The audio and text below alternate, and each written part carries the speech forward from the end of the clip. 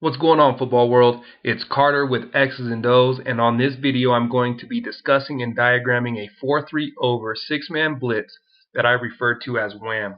When I am teaching this 6-man blitz to other coaches or players, I like to use a quick little reminder / equation to solidify in their minds who is responsible for blitzing alongside of the 4 defensive linemen. So the little equation is Wham equals Will plus Mike.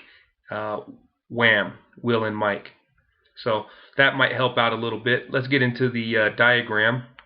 Let's put in our center, guard, tackle, guard, tackle. Let's put in our X over here, our Y,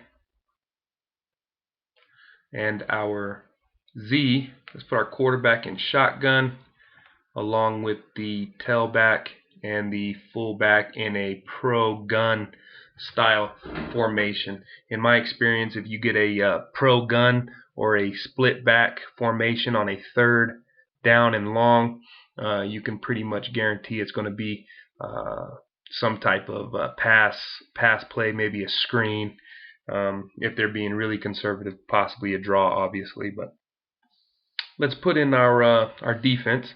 Out of the huddle, based upon my rules, my base rules, we would get a right call, so the 5 technique would go away from the tight end in the weak side C gap. The 1 technique or nose guard would go into the weak side A gap.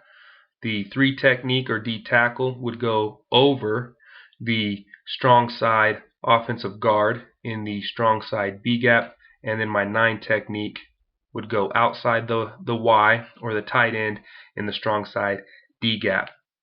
Your will linebacker would be somewhere there, Mike, and then you have your Sam, your cornerback,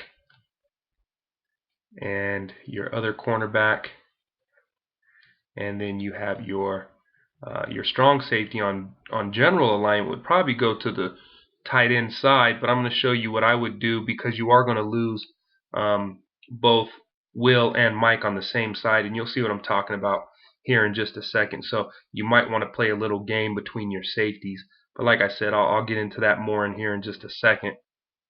Let's talk about who's going to go natural gaps. Your 5 technique is going to stay outside, contain, and rush his natural lane there. Your 9 technique will do the same on that side, and then your 3 is going to go natural gap through his B gap and rush the quarterback there. That is only 3 out of the 4 down defensive linemen, and the reason is because you do have to get a gap exchange out of your 1 technique and your Mike. And so your 1 technique is going to short stick into the strong side A gap in gap exchange with Mike. There is your 4 down defensive linemen going on the Wham blitz. It is a gap exchange with Mike, so Mike is going to hopefully get a good opening, because hopefully that center, when that center sees the 1 technique crossing his face, hopefully that center stays with him and sticks with that 1 technique. And 1 technique's more maybe acting as a decoy here, so to speak. Obviously, if he can rip through that A gap and get to the quarterback, of course he wants to. But if that center sticks with that 1 technique and Mike comes through there, and then Will also is coming through his natural B gap right there, that is basically putting 2 on 1, meaning that your Will and your Mike are against the 1 guard, if in fact the center stays with the 1 technique on the short stick. So this is a 2 on 1 type overload blitz and picking on that guard. So if you as a defensive coordinator sees that one of their guards, their weak side guard, is having problems on pass blocking, on pass pro, send a Wham at them. that's putting them 2-on-1. That guard is either going to pick up the Mike, which is going to allow the Will to run through free, or that guard is going to pick up the Will and allow Mike to run through free. Another possibility, again, this all is determining or dependent upon the fact that the center stays with the one technique on the short stick. But let's say that happens, and let's say the guard picks up the Mike and the tackle picks up the Will, and that puts a pretty big defensive end against a smaller tailback. So even if it did go to 3-on-3 with a max protect, you know, that's putting a 5 technique defensive end against a small running back who's not used to pass blocking. So either way, it's a pretty good advantage for the defense. Again, because we are sending Mike and Will, that is where you get your Wham call. Will and Mike, Mike and Will, Wham. Right there. Behind this, as I mentioned before, you may want to run a cover 0 where the cornerback would match up there and the cornerback would match up there. But you could see we are basically overloaded now because we lost the Will and the Mike on the same side. This is where I said earlier you may want to rock and roll your safeties, and I am going to do a video about the rock and roll adjustment. That's what I call it. Others probably call it something else.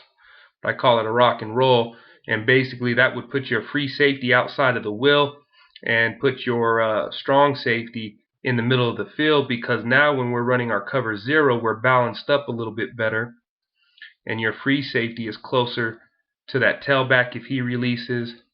Your Sam is still balanced up with the fullback, and your safety can still stay on the top of that Y.